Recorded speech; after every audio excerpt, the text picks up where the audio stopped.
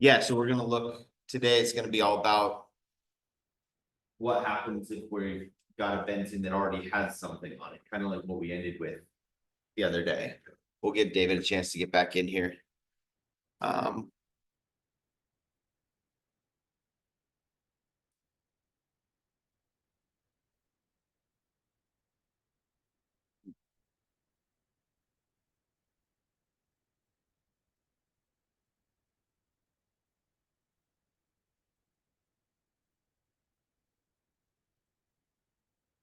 Problem solving when it started last night with me changing some outlets, and then the two circuit breakers broke. Like they just wouldn't, like turn the whole panel They do off. that where it locks and gets stuck in the middle position and won't move. No, it's completely floppy. Oh. And then my pins were loose inside.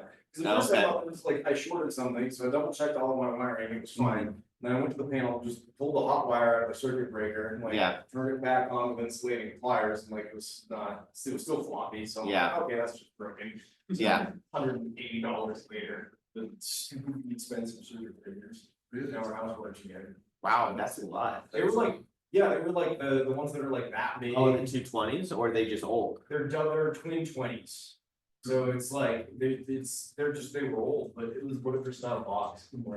Oh, right. It was like yeah. You'd have to change out the whole circuit box to get away from using those. Yeah, because you can't just change one of them. Right. There's two different ones where one broke on each of them. So that sucks. Usually like $30. No, I know. It's like it's like the most expensive kind in this house. Like built like crap with this cheap stuff and like the most expensive circuit. Yeah, in my experience buying a house from the 70s in the mountains is that they didn't hire people that knew how to build in the mountains in the 70s. They just hired whoever from the valley wanted to come up and do it for cheapest. And so none of it's done like properly for the weather and climate we have. Same with we're crackheads and maintenance. Yeah, effectively. All right. So we'll talk about let me get slides going here again. We're going to talk about the substituted benzenes today, which basically just lets us get more in depth with the same electrophilic aromatic substitution, right? So it's all going to be about the resonance structures and electron donating and electron withdrawing. And I will add the correction. I didn't go and find the information with electrophilic aromatic substitution, and I think we can extend that to the Birch reduction. The most strongly activating group winds up dominating the effects, which means the most strongly electron donating group controls where you put the sp3 carbons in the Birch reaction, which is the opposite. I know I said the opposite before. But the most strong, because electron donating groups, they actually lower the activation barrier. And so it doesn't matter if there's also an electron withdrawing group that increases the activation barrier. The electron donating group lowering the activation energy is more important as far as which products you get.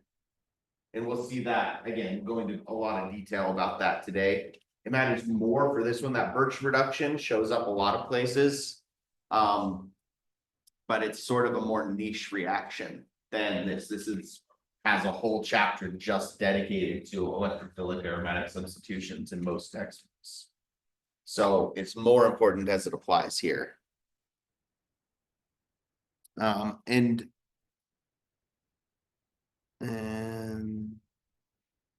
so let's start with a review of our 5 reaction types, are subclasses of the electrophilic aromatic substitution.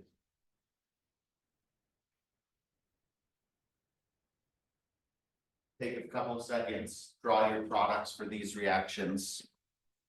And for practice, draw the electrophile for each reaction. Remember, that's the only part that's really different about these.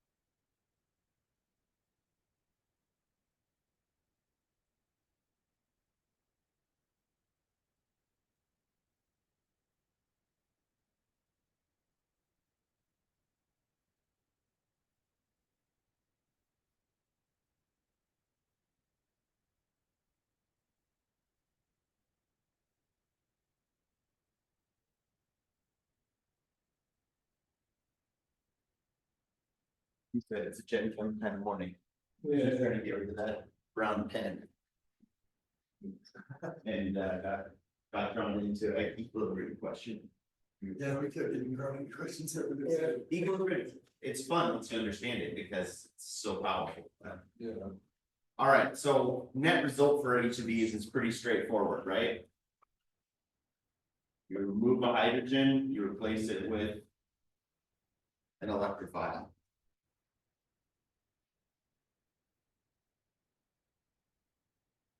So it's really straightforward for the halogens.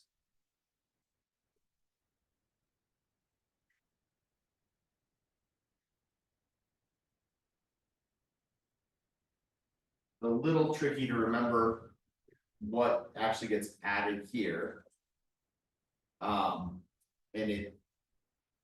remember it's the SO3 that actually acts as the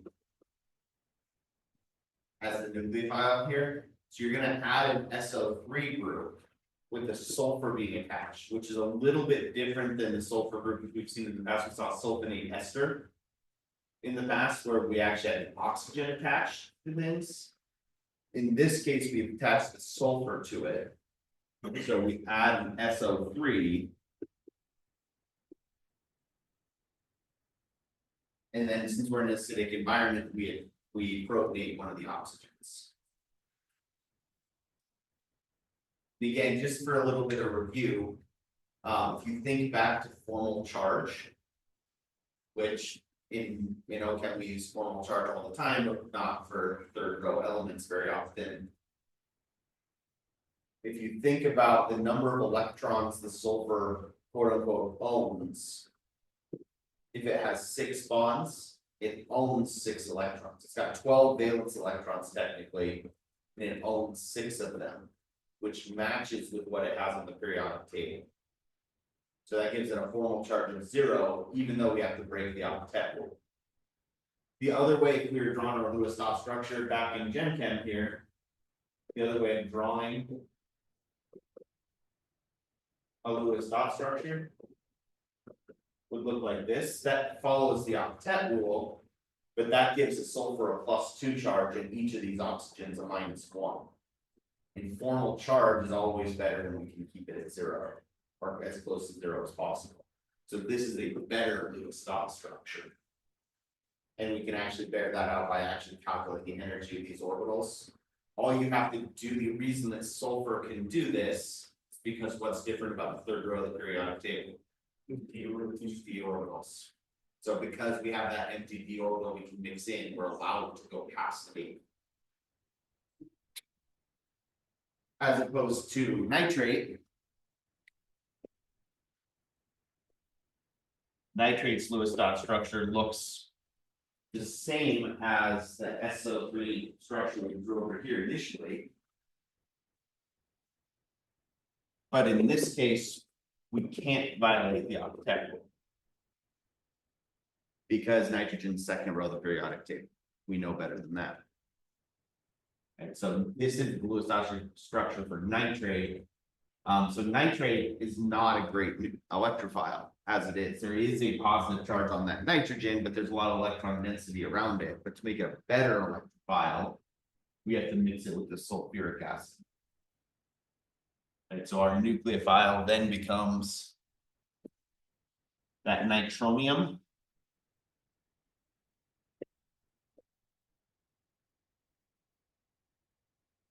Which still puts a positive charge on the nitrogen. So that tells you where your electrophile is. So for this one, we attach the nitrogen. We get this structure, which still doesn't look super stable. Because it's not. Still has that negative and positive. Still has that negative and positive charge. It's partially stabilized by resonance. But it's still not that stable, which is why nitrated benzenes are so dangerous. TNT, nitric acid, all those. When you see a nitro group in organic chemistry, you should be very cautious in general.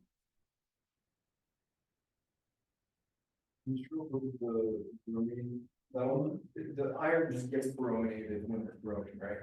Yeah, so you can actually use either just metallic iron, just like powdered metallic iron, or you can use iron-free bromide as your catalyst. Yeah. If you do it this way, you need more bromine. Because it's forming the iron. You need to make the iron-free bromide and then add a bromine to it. So our electrophile. In this case, actually looks like. That was the in situ one. Yeah. Actually, a lot of these are in situ. So this is our electrophile actually in this case. Yeah. And we're just gonna wind up with. Those electrons move that way, one of those pairs comes over that way. But yeah, technically this is in situ. This is in situ as well because you make a similar thing except with aluminums and chlorides. And you could probably do the same thing with metallic aluminum and excess chlorine as well. Just like you do down here, it's just excess chlorine is not something you want to work with on a regular basis. Bromine's bad enough, but at least it's a liquid. And then last but not least, we have this Friedel-Crafts acylation. Sorry, alkylation. This is alkylation. Which is a way to really not reliably, but easily add an alkyl group to a benzene. Problem is yields aren't great and you have to worry about the rearrangement. Your aluminum chloride is going to act as a Lewis acid again. And your electrophile is going to look a lot like this.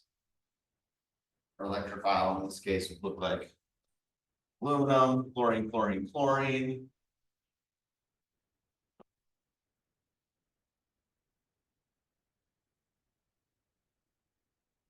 With our methyl group. And so obviously putting positive charge on chlorine is less than ideal. It's not going to last that long. Either the alkyl group is going to leave on its own, or at the very least, it's a good target for those electrons in the benzene ring. Right, and the relative stability of the carbocation will depend on whether you really see it leave or whether it exists more as this complex. A methyl carbocation on our list of least stable carbocations, right? So really, we're not going to have much free methyl carbocation because it's so unstable. It'll just float around like this until it bumps into a benzene. And even then, we only see yields in the 60% for the alkylation reactions. The acylation reactions were the ones where we actually had an acid chloride group, a carbonyl attached to a chloride. And those we got better results. And so in general, we try not to do Friedel-Crafts alkylation just because the low yields. If there's something like this is a really easy way to make toluene though. Especially when you don't need to worry about any rearrangements happening. Methyl chloride, methyl iodide is really easy to find. So as long as you're okay, if you can get the reagents cheaply, you can still do the alkylation in an industrial sense, but in general, we're trying to have a, what was the term, high degree of atom efficiency. It's actually usually better to go through two steps. So and I guess if you're trying to make toluene, you can't really use, I think, formic acids. So this would be formic acid, looks like this. The IUPAC name for it is methanoic acid. If you turn it into the acid chloride, you just replace the OH chloride. Is that group that we see for the Friedel-Crafts acylations, which I'm not sure how stable that is. These acid chlorides in general are super reactive, and putting it on a methyl group was really pretty reactive, so I don't know. Like.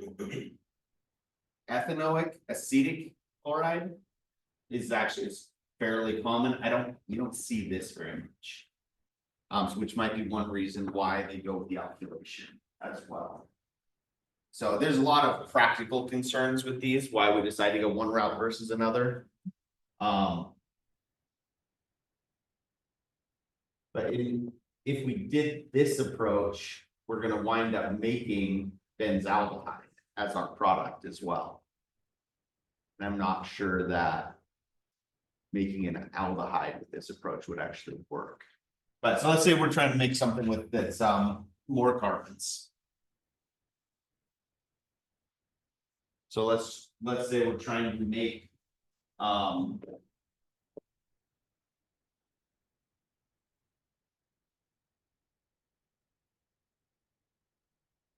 let's just say we're trying to make ethyl benzene. We could do the alkylation, but it doesn't give us great results. If we do the acylation,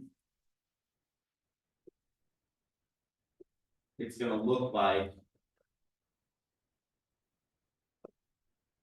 the ethanoic chloride, ethanoyl chloride. The IUPAC way you name it is you drop the it from the acid and you put a YL, which results in a weird suffix with OYL at the end, so it's ethanoyl chloride.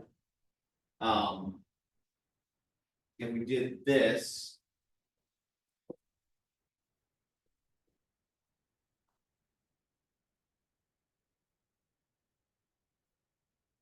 we get this, which still that gets our carbon skeleton right. We just need some way of then reducing.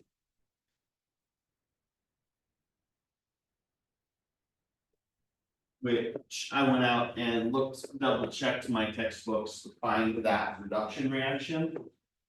It's called a Clemenson reduction. So a Clemenson reduction is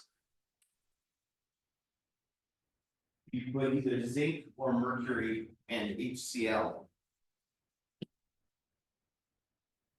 And actually now I'm second guessing myself if that's a zinc mercury alloy or if it's a choice of zinc or mercury.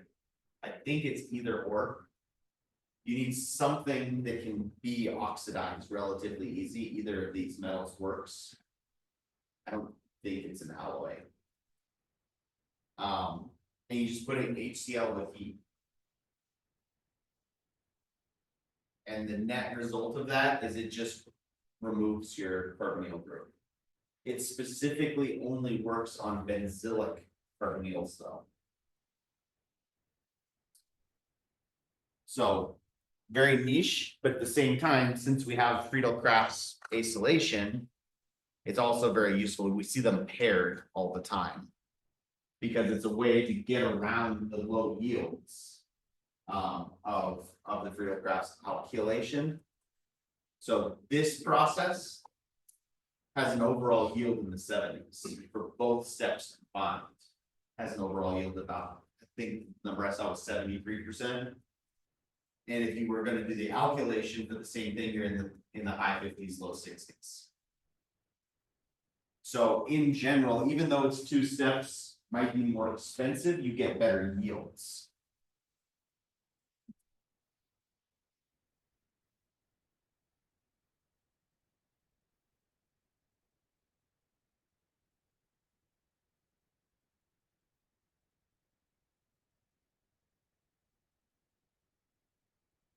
Definitely the two separate maps, because I've done this reaction before. We did not use an alloy, we just used zinc. And in general, if you have the choice between zinc and mercury, again, it might be a little bit of a guess and check. Mercury might give you slightly better yields, but for environmental and health reasons, you're always going to use the zinc. And plus, zinc is a lot cheaper than mercury. Mercury tends to stay in its metallic state better. It's a little bit harder to reduce the mercury, so it's actually got a better shelf life. But like we saw the other day with the magnesium, all you have to really do is like scrape off the rust on the oxidation on the metal, grind it up a little bit, it doesn't matter if it's got a coating with the oxide.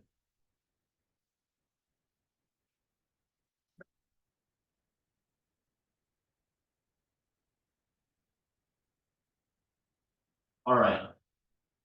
This will also wind up being really important once we start talking about deactivating groups. Because that alkylation, basically, if you have a deactivating group on the benzene ring already, that alkylation basically won't go. Effectively, if you have a deactivating group on the benzene ring already, you get a no reaction if you try to do the alkylation, but the acylation will still work. So it's a way to get around that aspect of it as well. There's really, other than its simplicity, there's not a whole lot going for the alkylation.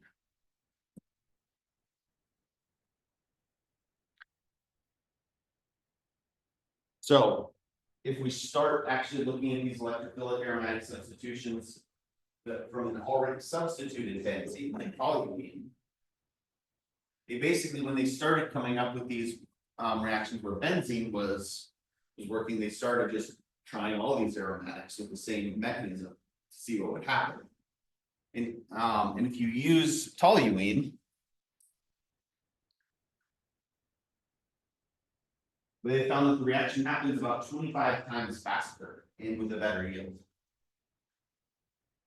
So they classify alkyl groups as being an activating group. Makes a lot of sense.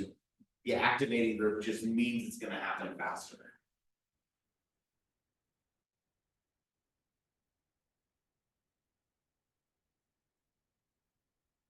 And the other aspect that we started talking about is we have to start thinking about stereoselectivity.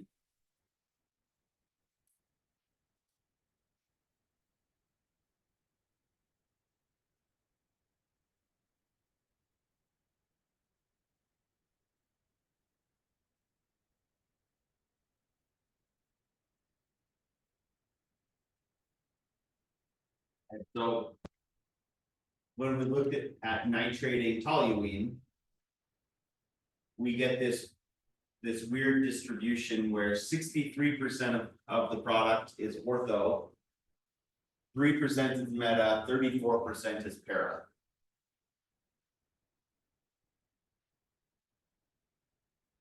So almost a 2-to-1 ratio ortho to para, and almost no meta.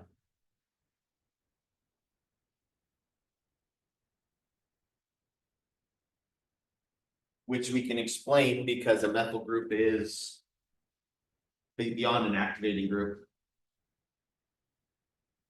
It's electron donating. Okay, so if we look at the sigma complex we get for the ortho or the para products.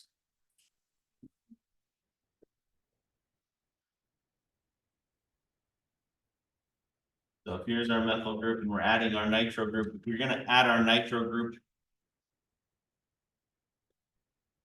here, we put a positive in the meta position, which has a resonance structure, which has 2 resonance structures, one of which puts the positive charge right here.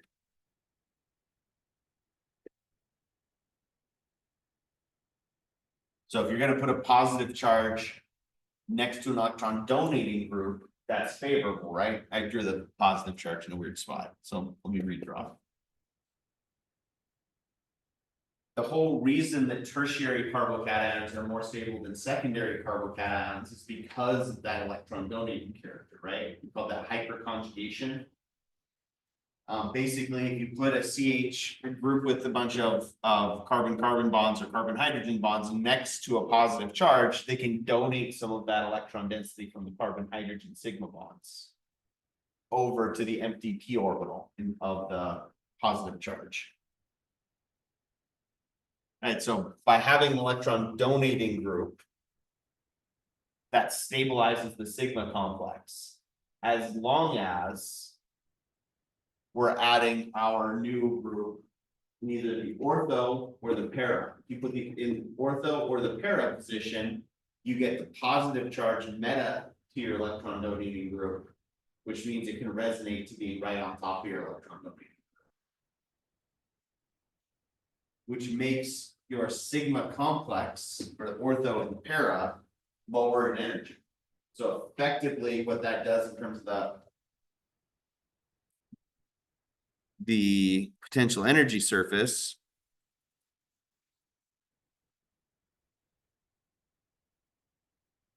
If normally we have potential energy surface, that's where our sigma complex is up here. By stabilizing the sigma complex, we lower our intermediate energy, which is going to make the reaction happen faster. Right, because by bringing this energy down, by definition, it's also going to bring that down. Because remember, these potential energy surfaces aren't really a linear combination of parabolas, but they behave a lot like it. And so if you can picture mathematically having two parabolas that look like this, the intersection between them is your transition state energy, right? If you drop your intermediate, the higher energy state down, your transition state energy comes down with it.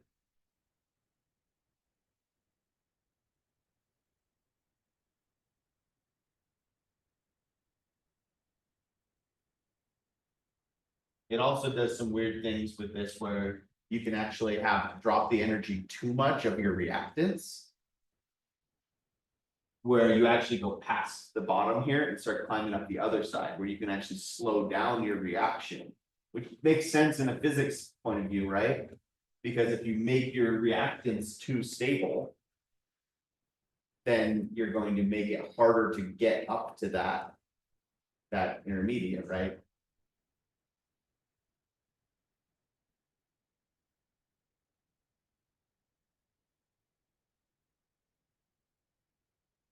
That amount of TNT made is excess nitrogen sulfuric acid. Yep. Cool.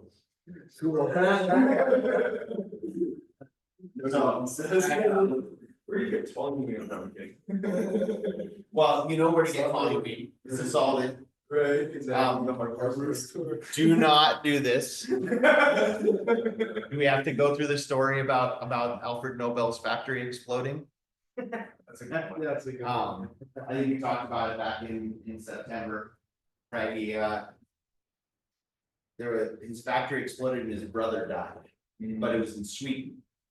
And so the English newspapers just saw that a Nobel died, and they reported that Alfred Nobel died. And they ran a front page obituary where they called him the Merchant of Death. Yep. Oh, you weren't here for this story. Oh, no. You weren't here yet. And he was still alive, and so he got the really unique opportunity to read his own obituary and see how he was going to be remembered, and decided he didn't want to be remembered as the Merchant of Death. Which in his defense, he thought that TNT was going to be predominantly used for mining, and it was maybe initially, but he also didn't look too closely when weapons manufacturers started buying it from him. Right. And so then that's actually why we have the Nobel Peace Prize. The Nobel Prizes are because he took his fortune and established the Nobel Foundation to give these Nobel Prizes out. And that's why one of them is the Peace Prize, was specifically to combat his reputation as the Merchant of Death.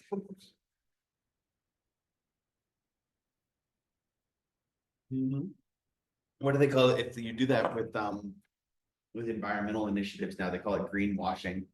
But basically he's trying to whitewash over his prior history by giving a whole bunch of money to charity and science.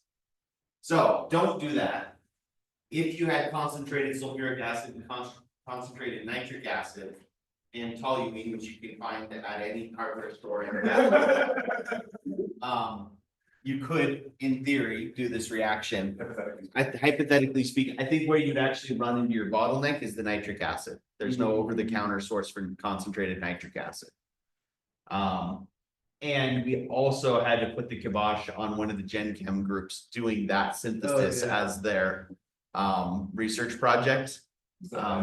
Yes, they, Atticus wanted to try making TNT to use it as a propellant for, or I think he said nitroglycerin. He wanted to make nitroglycerin. He started off the whole thing with TNT, he's like, oh, that synthesized TNT. I'm like, It's a- "Oh, no." It's a really simple synthesis. It's also exceptionally dangerous. Yeah, I mean, it's the- So, and if you'll notice too, that's in Fight Club, they talk about, oh, if you just have glycerin and then you just add nitric acid to it, you get nitroglycerin. They're not wrong. It's just that there's not a good source for nitric acid for most people.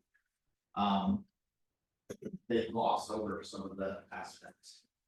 While we're talking about things that. Yeah. One of the like old school medics that I worked with, he had like serious military experience, and he said that during like covert ops, one of the things that they would do is they would like able to cook food in places, they would shave off a block of C4 and then just light that on fire, because you need a blasting cap to actually detonate it. Yeah, well, Otherwise, that's, but it'll burn. very concentrated fuel source that Yeah. works very well. That is interesting. Yeah, so they find grubs and random roots and mash them all up and make a paste and then make rub pancakes using C4.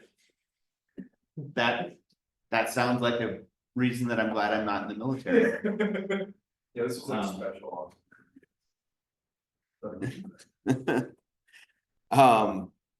So the way we phrase, so we can explain why you see them hiding ortho and para by looking at these resonance structures, right? And when we look at the potential energy surfaces, it makes a lot of sense.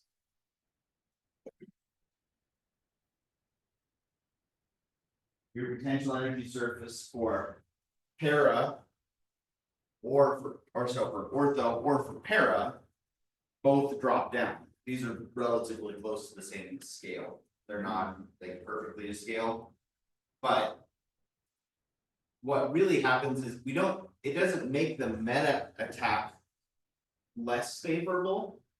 It just makes ortho and para more favorable. So the meta can still happen. But if ortho and para are happening 25 times as fast, then you're not going to see much of the meta product. I noticed your thing is just because the para looks like a lower activation energy than ortho, so because there are two ortho positions versus one para position. Good. Yeah, that's exactly right. And let me once again tweak the figure a little bit.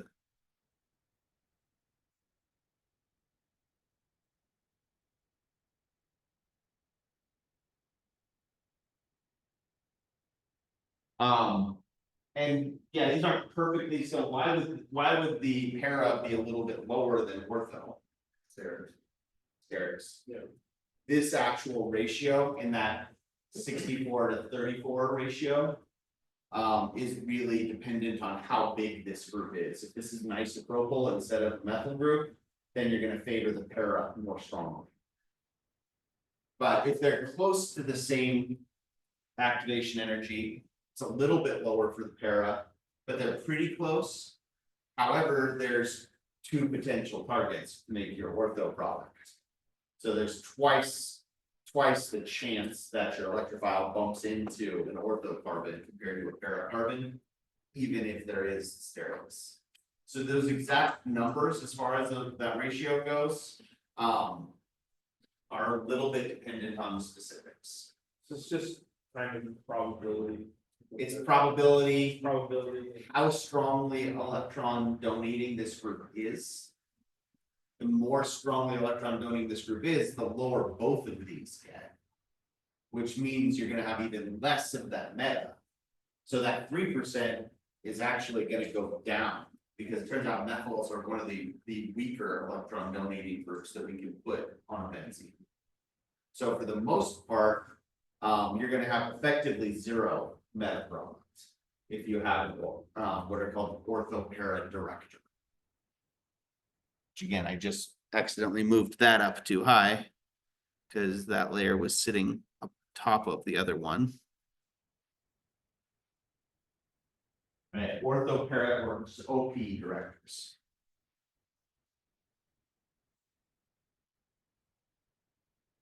And in general, when something is in the single digits for yield compared to the major products, we basically just ignore it, right?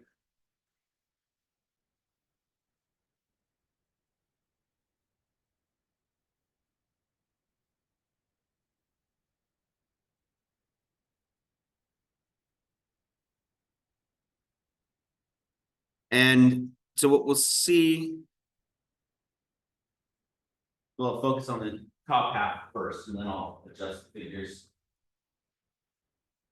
I guess actually for this lecture, it's mostly figures. I don't need to draw on it too much. So we'll just do that.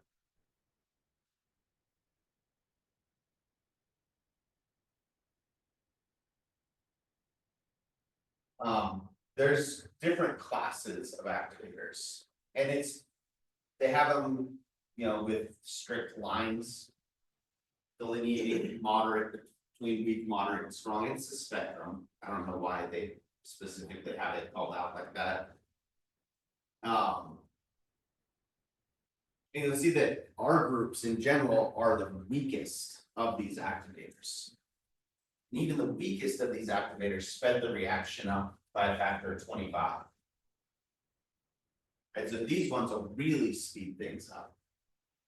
And effectively, almost anything. So anything with a lone pair in the benzylic position is going to be an ortho-para director.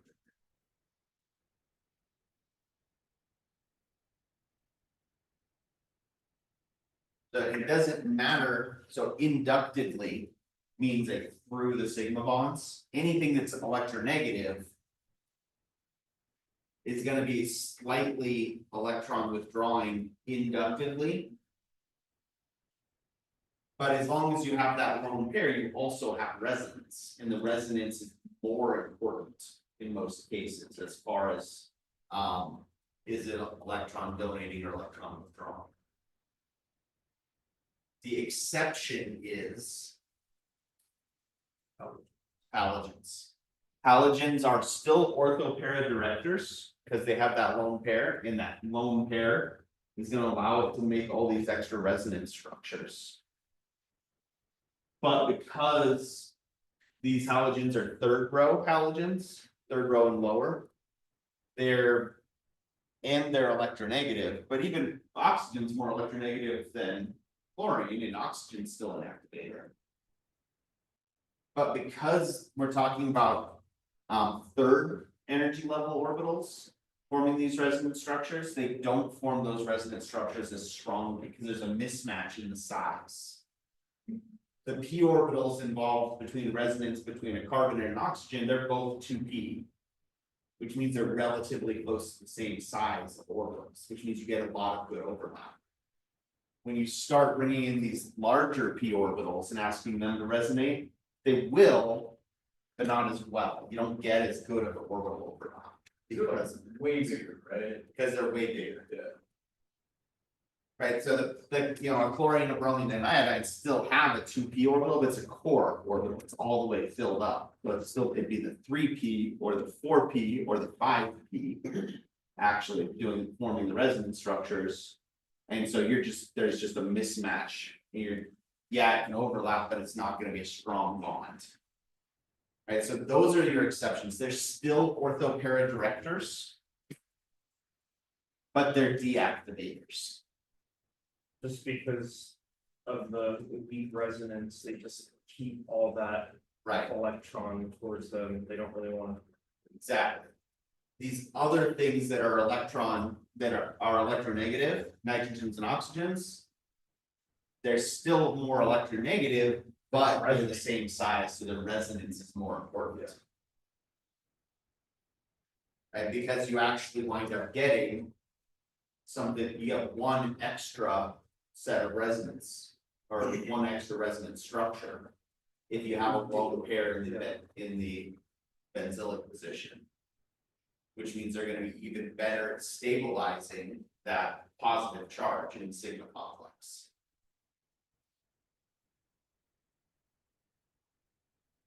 And I will bite the bullet and talk to IT about getting my computer fixed and fight them off when they try to suggest upgrading to Windows 11 so that I can actually print out a figure. But I think I actually pulled it out. It might actually be on the week 2 overview as a PDF or a JPEG.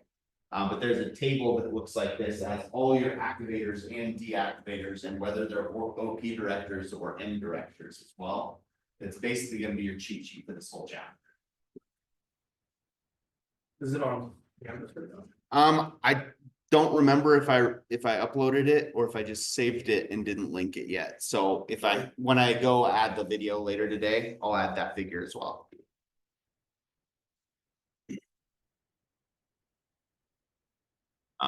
But it looks like.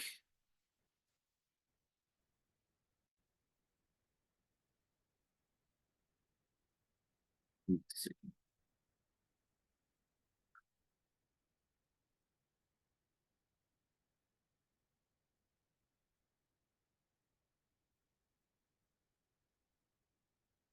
So I can't put the whole thing on one slide because Right. it's almost a whole page. I gave you the top half just a second ago, and you see what we see is got a list of activators and deactivators. The left is whether they're activating or deactivating. On the right hand side is are they OP directors or are they meta directors? And you'll notice the halogens are the ones that are on the deactivator side, but on the orthopara director side. So that the halogens are our exceptions. Everything else, if it has a lone pair, it's an activator and it's an OP director. If it has pi bonds conjugated, it's a deactivator and it's a meta director.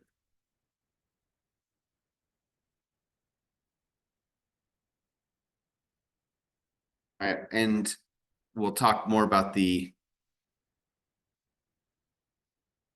deactivators here in a second.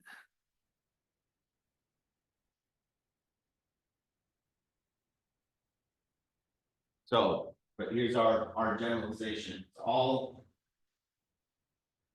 ethers, alcohols, amines, they're all activating groups and are also orthopara directors.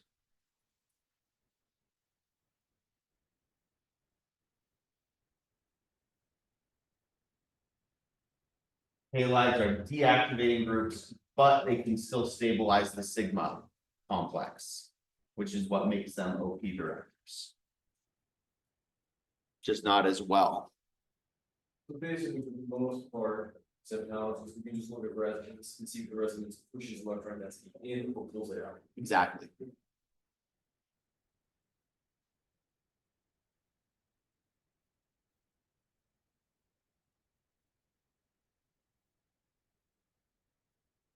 All right, and just to complete the thought before we take our break. Electron withdrawing groups are going to be deactivating groups. So remember, electron donating groups stabilize the sigma complex. That's what made them activating groups. Electron withdrawing groups have resonance structures where you pull electron density from the benzene ring instead of pushing the electron density into the ring. Which I think is what you just said, right, David? Yeah. So because all of these conjugated pi bonds are going to have resonance structures pulling electron density away, that's going to make it's going to make your sigma complex less stable. And two, it's also going to make your benzene ring initially less attractive for an electrophile. Less electron density and electrophiles not as attracted to it, right? And you'll notice that we still put positive charge in the ortho and para position with these resonance structures, right? And this is not the sigma complex, this is before the sigma complex. We have resonance structures that put positive charges in the OP position. If I go back to the last slide, for this slide, these ones put negative charges in the OP position. So by pulling electron density out, we make it less attractive for an electrophile for several reasons. And the only spot that does still have anything close to the same amount of electron density is the meta position. Because the meta position never winds up with a positive charge on it with these resonance structures. So all of your carbons are less attractive to an electrophile, but especially the OP ones. So the meta position in all of these cases, the meta position's potential energy surface is not changing very much. It's all about, do we make the OP positions more favorable than meta, or do we make the OP positions less favorable than meta? And that's what makes them deactivators instead of activators. It's not like we're activating the meta position. Meta position staying stable, and everything else gets less stable. And then there's still gonna be a reduction in the rate, because when you have those positive charges on the O and P, they're still taking some of the electron density from M. Exactly. The whole thing loses some electron density. It gets pulled mostly from O and P, but also partly from. So the whole process gets slower, especially O and P. And you could say the same thing about the OP directors. The whole thing gets more sped up, but especially O and P.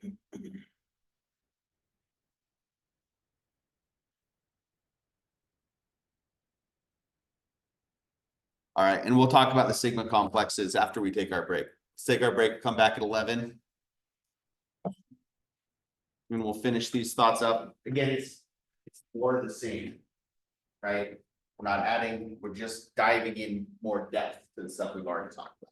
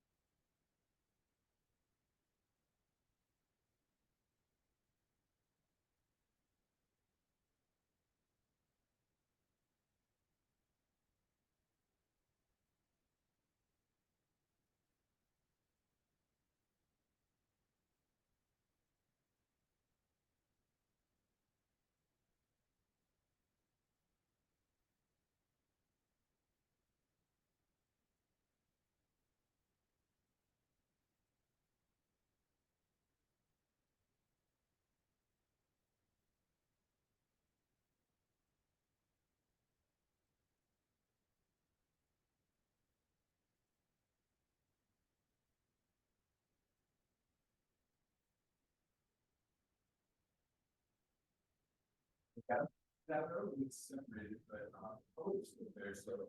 Or, so this is. Yeah. It's all separated, there's still some solids in each of them, but I mean.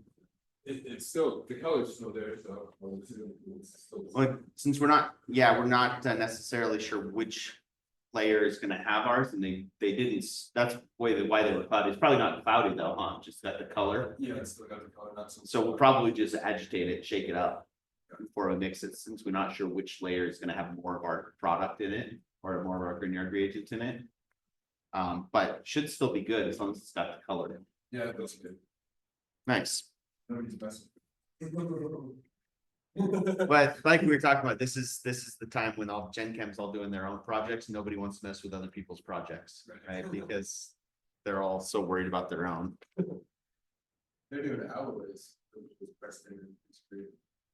Yeah, there's a group doing alloys, which I think the trickiest thing is going to be getting the metals melted without oxidizing them. That's they're like, we're making a forge. I was like, that sounds cool. It is, the trick is, yeah, and if you look at the way that most forges are built. They're actually designed to have very little oxygen flow. You add just enough oxygen so that your fuel source burns, but so that the oxygen is the limiting reactant, basically. I could use an induction forge with the argon. You can do, so that's what you have to do, though. You have to cover it, you have to, flow an inert gas over it if you're going to do it in the presence of oxygen or using something that's not burning. Even something like, we did that lab where, we make solid copper as a powder. You remember doing that one? Started by dissolving copper wire in nitric acid. We do a bunch of steps and you get copper metal back at the end.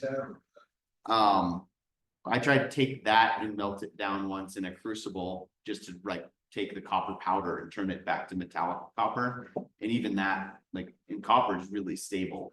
Iron's not really stable in oxygen. So trying to make an alloy out of iron turns out is really hard. Yeah, I think they didn't say what they were trying on this, but it's together. I think they're just more interested in burning things. That's fair too. Yeah. My friends and I built a forge when I was in high school, but it was because they were super into welding and metalworking. We made a suit of plate armor out of tractor parts. Which was a lot of fun to go play paintball in, because it was like Fallout, the TV show, where you're just walking around and everybody shooting you and you don't care. First seen it out there, man. Yeah, exactly. It looked a lot like that, basically. Still got the John Deere stamp.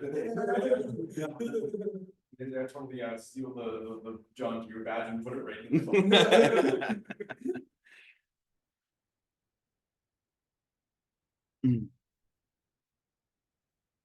So did you just blow the circuit, or were you trying to replace it? No, I don't know what it was, because nothing was shorted, and I tested with a multimeter. Mhm. And then I went to go turn the circuit back on and it clicked, and then So probably just mechanical failure in the circuit breaker exactly, itself. I Yeah. proved everything else out. So the only other options, one of the truck was overload or a short. Mhm. And those things are rated to handle 10,000 amps without breaking, and they trip at 20. So it's Right. I don't think it's gonna break it. So I just I turned the whole panel off, just unplugged the hot wire from that circuit breaker, Mhm. and then check to see, okay, just to totally get everything out of there. Yeah. 100%, no voltage right now applied to this thing. Yeah. No amp flowing. And then just went to flip it, and it was just, you could hear stuff rattling inside. Yeah. And then because I was like, this is weird, and then I took that same wire and put it into a different circuit breaker, Mhm. just to see what was going on, and then it broke that one too. And then, because there were two different ones, that each had two, so it Mhm. broke this one first, and then it broke this one. And then I put it in here, and it didn't break this one, or it didn't break this one, so I'm like, okay, those were just circuit breakers. Turns out powering on and off is actually really Yeah, a lot of wear and tear. yeah. it That is, can yeah. be the thing that pushes it over the edge. And these were super, the problem, they haven't been. Fixed or definitely.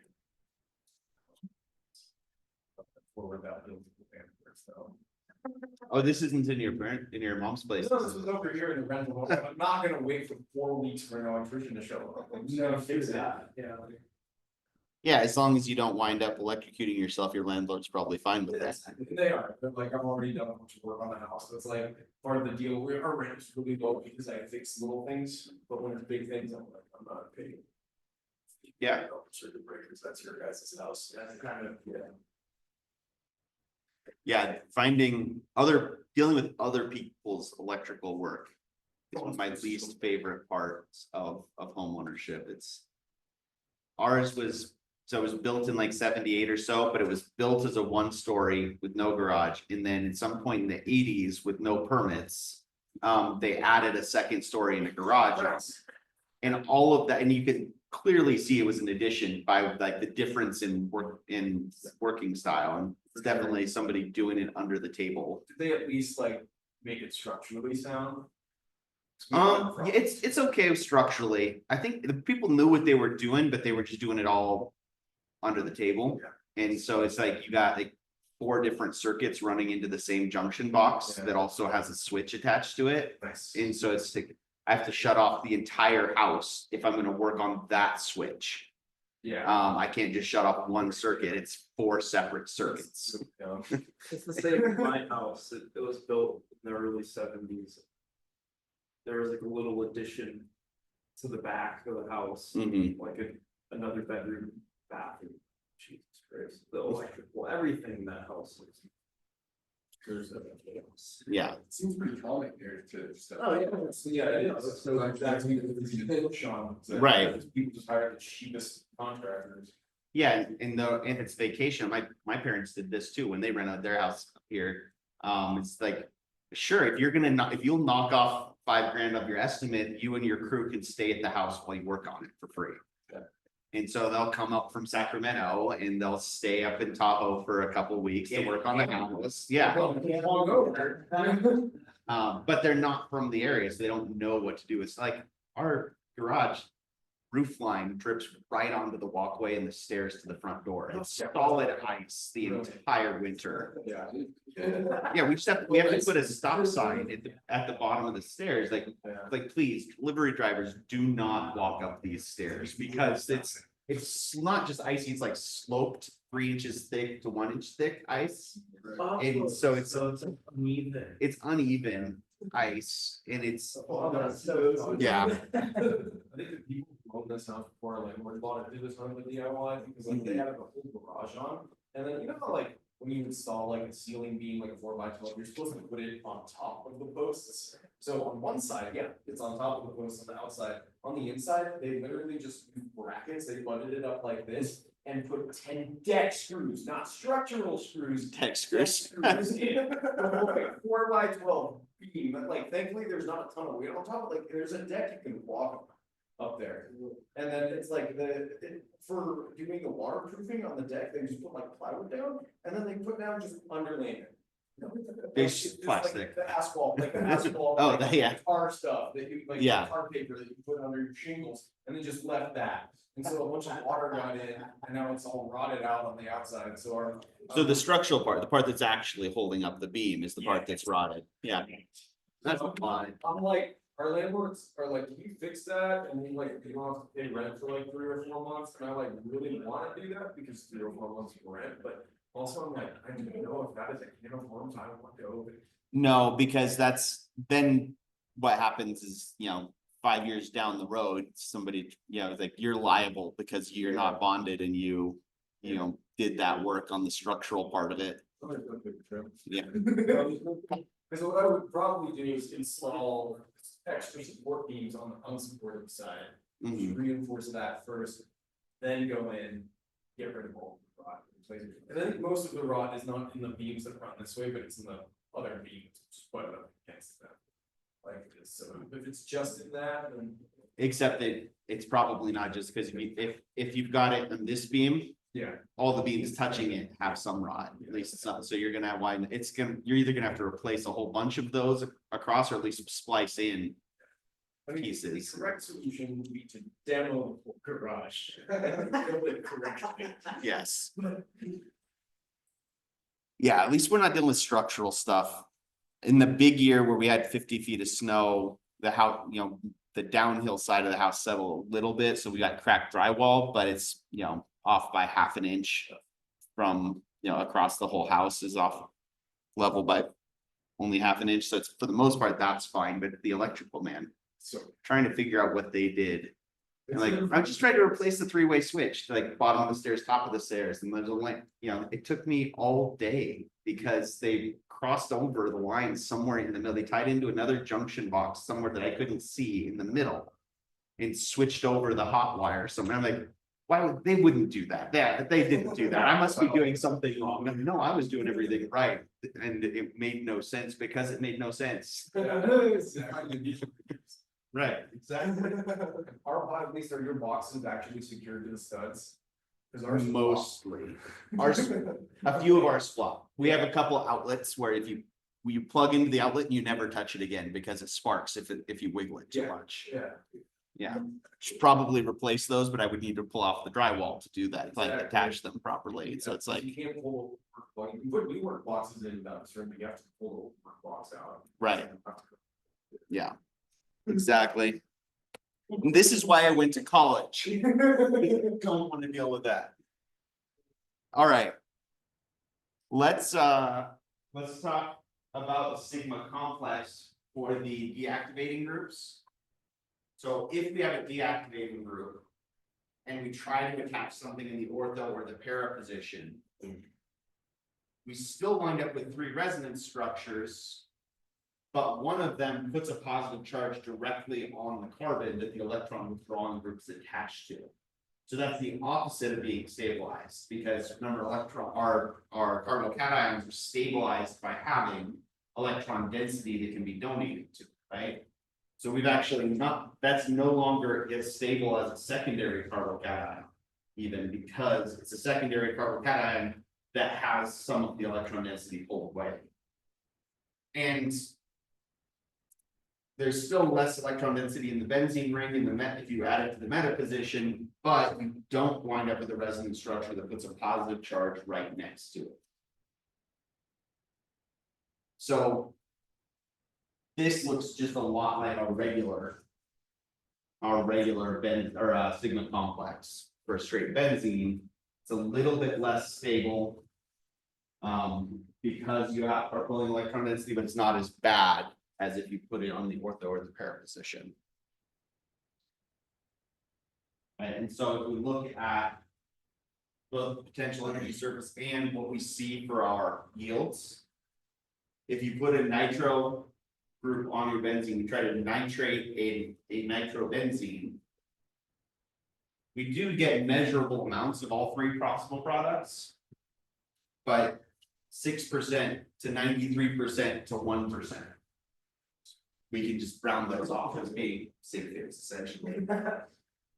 And you will notice that now we're taking our concentrated nitric acid dissolved in concentrated sulfuric acid, and then we have to heat it to 100 Celsius to get those to go. So, and we can see, we didn't need to do that with just benzene because that's a strong enough electrophile, but when you put an electron withdrawing group, we put a deactivator on it. And especially nitro groups are strongly deactivating. They're down here all the way at the bottom.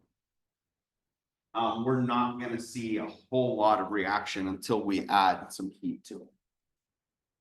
Right? And we still see that the para is slightly more favorable than the ortho.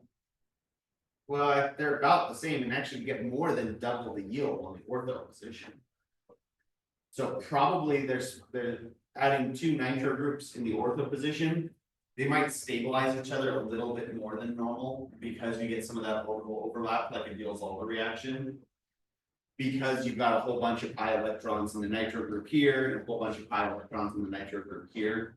Having those pi electrons close to each other is probably somewhat favorable.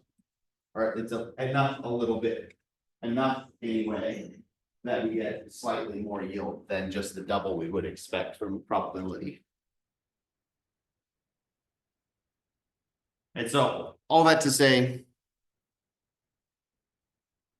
you're only going to see the meta products if it's moderately or strongly deactivated. If it's a pi bond conjugated with your benzene ring, it's gonna be a meta director. With two exceptions. The two exceptions are if you have a quaternary nitrogen. That's strongly electron withdrawing just because it's got a positive charge and electronegative element. So just by induction, it's gonna pull a whole bunch of electron density towards the nitrogen. Or if you put a whole bunch of halogens on a carbon. On a benzylic carbon. And that does leave some amount of room for fine tuning if you wanted to kind of be in between some of these. You put one chlorine on a benzylic carbon, that's gonna be somewhere in between putting the chlorine directly on the carbon and strongly deactivating. Right, so there's a little bit of wiggle room in there, but the most common ones to look for are the pi bonds. Just like we've been focusing on and emphasizing. Lone pairs means OP directors, pi bonds means meta directors.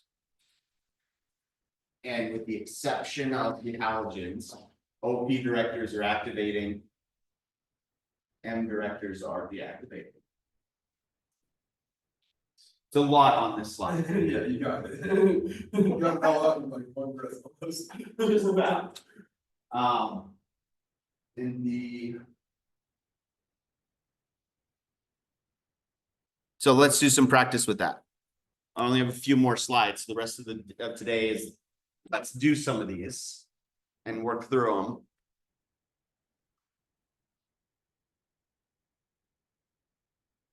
Do a big quiz plan. Just more of the same. There's only one more concept to add, and that's what if you have two different substituents? If it's already dye substituted, what do you do?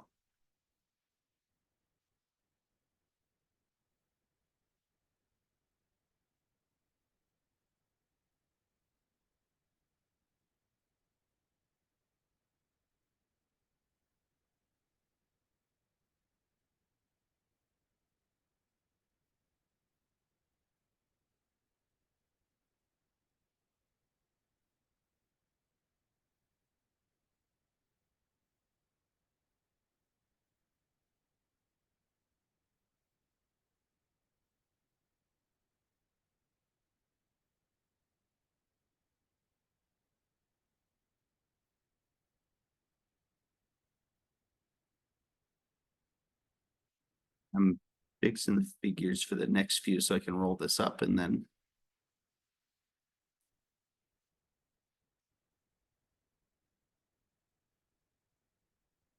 The something products, which one of the major products. Yeah. And if for the ortho and para, if it's ortho para, put both the ortho and the para because 30% is significant enough that we want to say both of those. But single digits, if it's OP director, leave off the meta. If it's meta director, just give me the meta.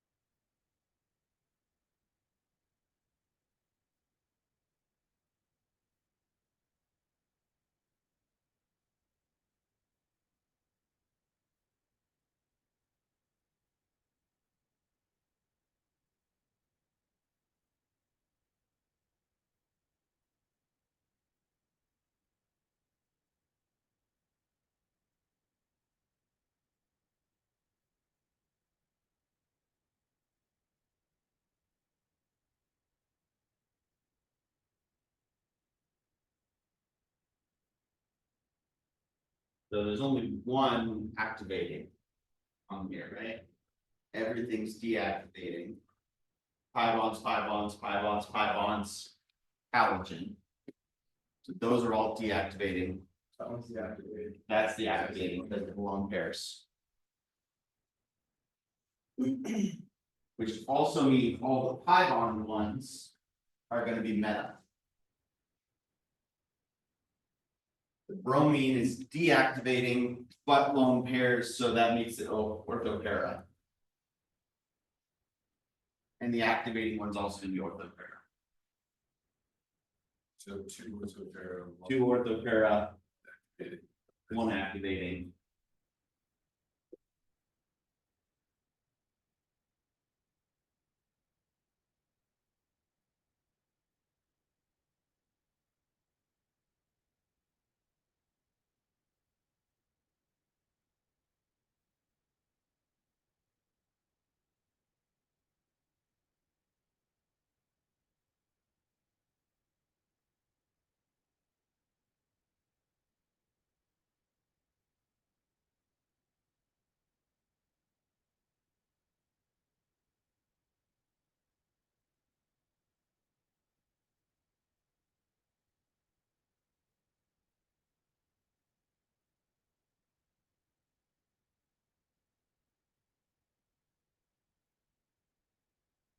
Bromine's pretty big.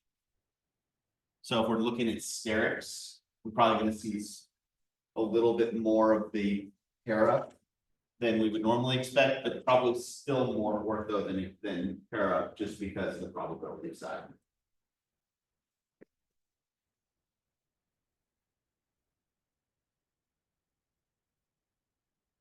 The other aspect of this when it comes to synthesis.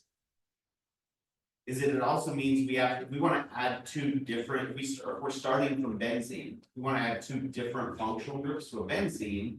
We have ways to do that, sometimes the order matters. If you gotta put a methyl group on it and then put a nitro group, or a nitro group and then a methyl group. You gotta do that in the right order, put the activating group on first. And then the deactivating group, except if you want them to be meta. In which case you've gotta switch it. Right, so lots of variables to take into account when we're trying to make a specific product with these. They're all predictable. It's just a lot to keep in mind. And our last one here. And again, that's an even larger steric group, this whole thing. So if this was, 60% ortho to 30%. If this was roughly 2 to 1, this one's gonna be maybe 1.5 to 1. I don't want to put specific numbers to it too much, but sterics are still a factor, just not nearly as big a factor as orthopara director versus meta director.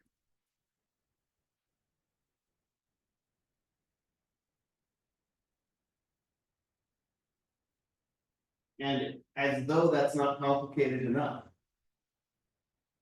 Oh, wait, yeah, Exactly. Let's take those products and do it again. Exactly.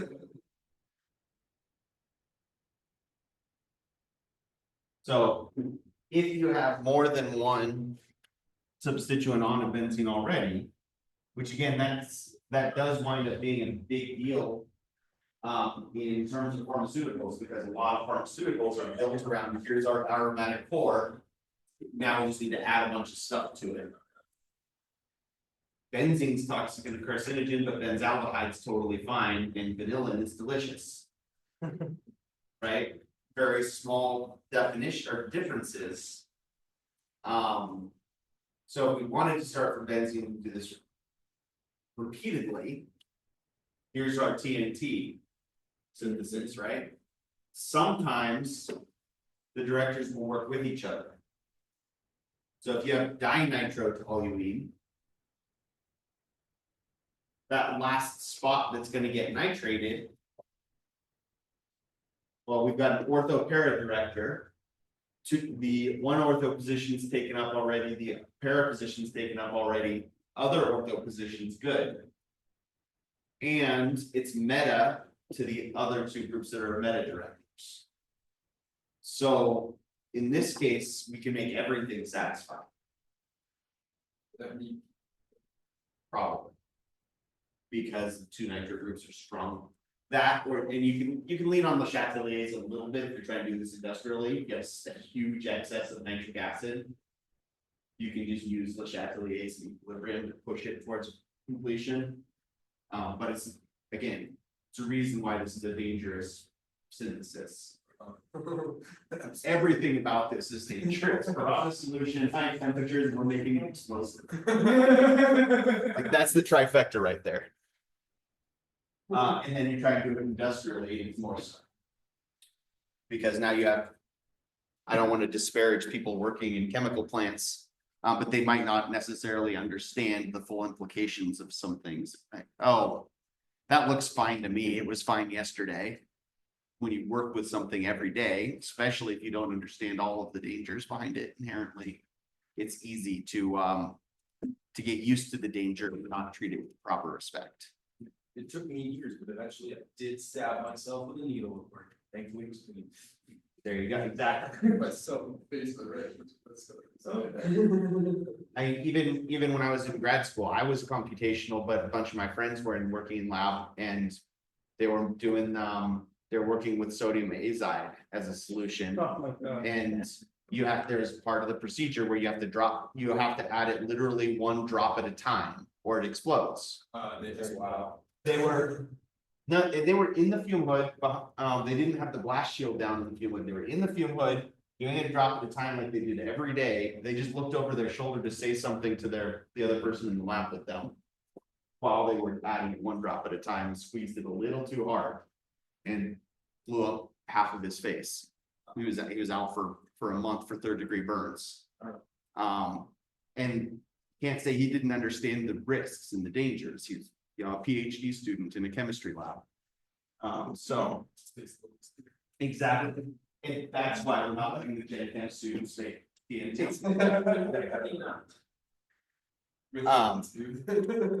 So structure for TNT is all 3 of your nitros are going to wind up being meta to each other, occupying all of the ortho and para positions. So you start from toluene and you nitrate it 3 times. Right, so activating group, and each one gets successively harder because you're adding a deactivating group each time. But with high temperature and the right concentrations and things like that, you can still get it to work. So you, in theory, could do that with benzene, it would just be a crappier reaction, much slower and. If you just make trinitrobenzene, Yeah. Isn't toluene I believe it's more explosive. Oh, okay. It's to the point where it's not stable. When we talked about picric acid, I think we talked about that. Basically, picric acid. Picric acid replaces this with an OH, so it's more strongly activated. So it speeds up the synthesis part, but it's not a stable product. And adding the 3rd nitro to a straight benzene might get to be too hard to do industrially. If you can make trinitrobenzene, but that's my guess, is that yields are just not going to be as good as trinitrotoluene. Having medium for boom. Exactly. If you have a case where your groups oppose each other, we have to just keep in mind that activators work by lowering potential energy surfaces, right? And deactivators, the meta directors, work by increasing the ortho-para position. So whatever is the most strongly activating takes priority. Because we have these 2 positions are ortho to a strongly activating group, or we have these 2 positions that are ortho to a weakly activating group. All 4 of these carbons are going to be more reactive than just benzene, but the blue ones are more reactive than the red ones. Just because it's a stronger Because it's a stronger activating group. And the same is true if we have a deactivating group versus an activating group. The deactivating group makes the unfavorable positions less favorable. So if you have a activating and deactivating, they would preferentially want to go towards the activating group. Yeah, so let's put, if we put one of those. Let's look at nitrotoluene again, except let's, instead of putting the nitro, let's put the nitro groups meta. To the toluene. So if we do this. The nitro group doesn't want it to be in any of those positions. It's less stable. But. The methyl group does want it to be in those positions, and that's lowering since this works by making the ortho para positions less favorable, and this makes the ortho para positions more favorable, we still have the stabilizing aspect. And if we still have the stabilizing aspect, that takes precedence over the destabilizing aspect. Even though that was a weak OP director and strong method director. Correct. Relatively. Yes. Still. Basically, whatever's the activator takes precedence. Because if we put something right there. We look at the sigma complex here, that puts a positive charge there. But there's also a resonance structure that puts the positive charge where we don't want it. But that's just gonna say, oh, well, that's a less significant contributor. Right. One of our resonance structures is still stabilized. One of our resonance structures is destabilized. It's even more exactly. So we can still get the stabilization effect because this is resonance and it's that superposition of all the possibilities. That just means we're going to favor this possibility more than the others normally. But it doesn't slow down, it doesn't destabilize this one.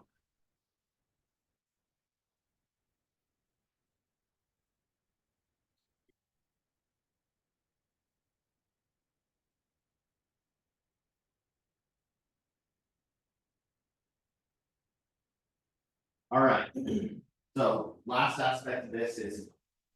If we're trying to do a Friedel-Crafts acylation, or sorry, you must be alkylation. That's the one that had the weakest yields. If it is at all deactivated. Then a Friedel-Crafts alkylation won't occur. You just get a no reaction. Even weakly deactivated.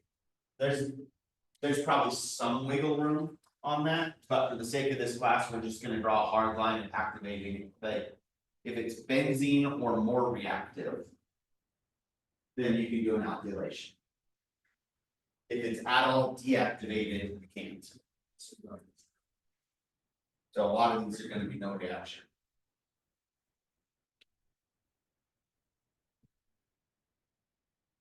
So. No reaction, no reaction, no reaction. No reaction. No reaction. Even though with E there's an activating and a deactivating. Oh, I missed the activating part. Yeah.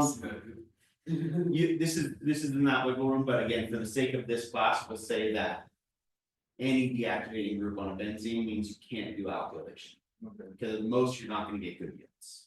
Because with the, I guess that is contradictory to what we just decided.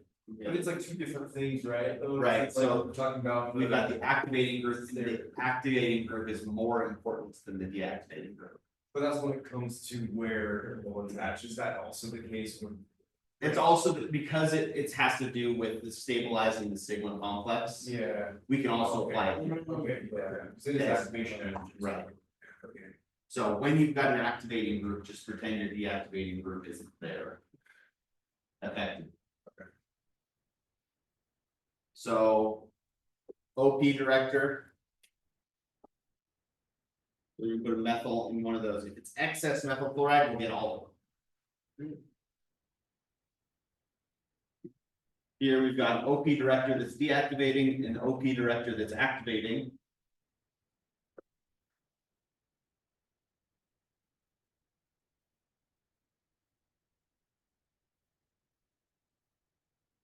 Those are roughly the same, right? Yeah. So really what we wind up with is a combination of possibilities. This one's slightly more electron donating. So if we only have one equivalent of methyl chloride, we're gonna put it orthopara to the longer chain here. Yeah. Yeah. So, and if we had excess methyl chloride, we put methyls on all four. And here we've got strongly activating, weakly activating. Strong takes precedence, so we want it OP to the oxygen. There you go.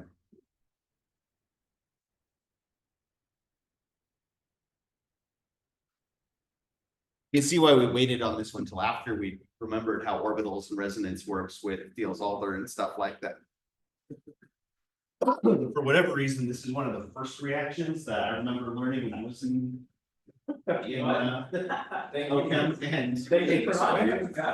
It never made any sense. It really did feel like I had no idea. I'm just gonna memorize this to get through the test and then I'll never have to think about it again. Yes, there's so much, there's a lot going on. Right. You've got this, and it's a really good capstone sort of question, because you gotta understand orbitals, electronegativities, sterics, resonance, Everything. Everything. Going on. everything we've been going over. Does anybody want to ask more questions about? This is our last slide. Yeah, with these small groups, I tend to go faster because y'all seem to be keeping up. I was keeping up, but you know, there will probably always be questions later. Yeah. So That's what the quiz is for, right? Yep. All right, well, we'll end a little bit early today. All those long labs and lectures from the first 2 quarters are paying off now. Feels like we're not getting as much time, but remember we went over a lot. So I can find something else we can talk about if you guys want to keep going, but it's almost lunchtime, so. Yeah. That's totally fine. So I have meetings this afternoon, so I might not get the quiz up until a little bit later. Tomorrow at the latest, but quiz on this stuff later.